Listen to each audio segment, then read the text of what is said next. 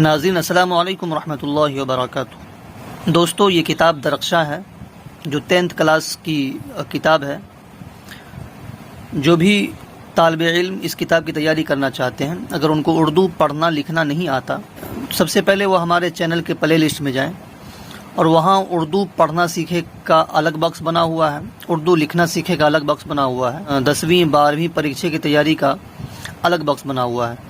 تو پہلے آپ اردو لکھنا پڑھنا سیکھیں، ان ویڈیوز کو دیکھیں اور اردو پڑھنا لکھنا سیکھیں، اس کے بعد آپ درخشاں کتاب کی پھر بعد میں تیاری کریں، آپ کے لیے آسانی ہو۔ سہل انداز میں ہم نے اردو لکھنا پڑھنا سیکھنے کے لیے ویڈیوز بنایا ہے۔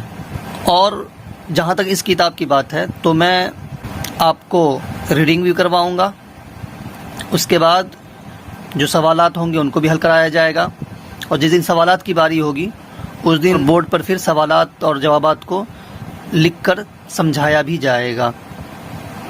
تو اس لیے اگر آپ 10th کلاس کی تیاری کرنا چاہتے ہیں تو اس چینل سے جڑیں، آپ کے لیے تیاری کرنا بہت ہی آسان ہوگا۔ میری گزارش یہ ہے کہ یہ کتاب آپ منگوا لیں اور پھر جس طرح میں پڑھتا ہوں اس کو آپ پہلے دھیان سے سنیں، اس کے بعد پھر آپ بھی پڑھیں۔ دیکھیے شروع کرتے ہیں۔ بسم اللہ الرحمن الرحیم۔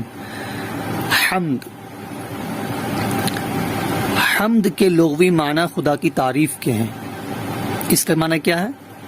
لغوی یعنی ڈکشنری میں، لغت میں جو اس کا معنی آتا ہے وہ خدا کی تعریف کے آتا ہے۔ اردو شاعری میں دوسری اصناف کی طرح حمد بھی ایک مقبول صنف ہے۔ مطلب اصناف صنف کی جمع ہے، اس کے معنی آتا ہے قسمیں، اصناف قسمیں، واحد صنف مطلب قسم۔ دوسری قسموں کی طرح حمد بھی ایک مقبول صنف یعنی قسم ہے۔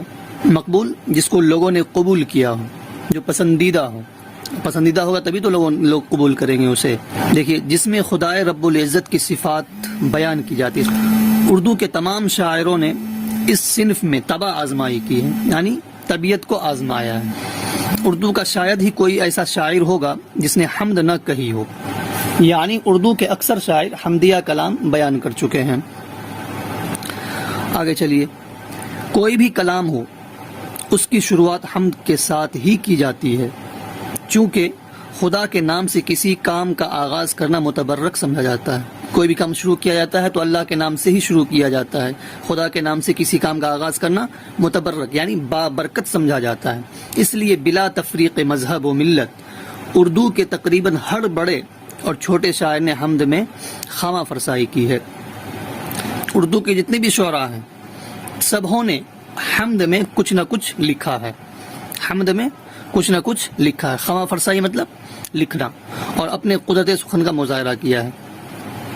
اور پھر لکھ کر کیا کیا؟ اس کو جو ان کو بولنے کی صلاحیت دی ہے اللہ نے، اس کا اظہار کیا ہے۔ سخن بولنا، کلام، قدرت، صلاحیت، طاقت۔ تو قدرت سخن یعنی جو بولنے کی صلاحیت قدرت اللہ نے دی ہے اس کا مظاہرہ کیا ہے۔ خدا خالق کائنات ہے، یعنی دونوں جہان کا پیدا کرنے والا، کائنات دونوں جہان۔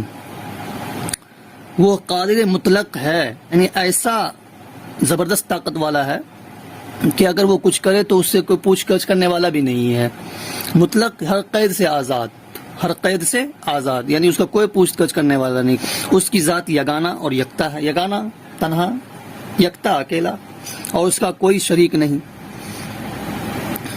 شریک جانتے ہی ہیں، شرکت یعنی اس کی خدائی میں کوئی شریک نہیں۔ تنہا تھا، تنہا ہے، تنہا رہے گا۔ چنانچہ حمد کے اشعار میں صرف اسی ذات واحد کی صفات کو بیان کیا جاتا ہے، چونکہ خدا کی صفات کی کوئی حد نہیں ہے۔ یعنی جتنا بھی حمدیہ کلام ہے، اشعار ہے، سب میں اللہ کی ہی تعریف ہوتی ہے، اس لیے تو اسے حمدیہ کلام کہتے ہیں۔